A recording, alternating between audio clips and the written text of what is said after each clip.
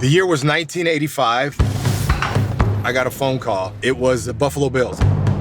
They were like, I just want you to know there's gonna be a lot of snow. I was like, yeah, I'm used to a lot of snow. And they go, well, no, not this kind of snow. Welcome to Buffalo, New York. I spent 16 years here as a player. This is a hard-working city, blue collar. Kind of reminds me of Allentown, Pennsylvania a little bit, where I grew up. It kind of was like a match made in heaven coming here. We're on the Skyway Bridge right now. Lake Erie on the left. You got downtown Buffalo here on the right. As I see that stadium, you just get the chills. I'd come to the stadium to practice on Thursday, and there'd already be Winnebagos in there for a Sunday game. There's no better fans than in Buffalo. I was involved in a lot of different charities. With the Boys and Girls Clubs of America, I am an ambassador. Building kids' self-esteem, I'm a part of that. I always feel welcomed when I come back here. I still believe that this is my home.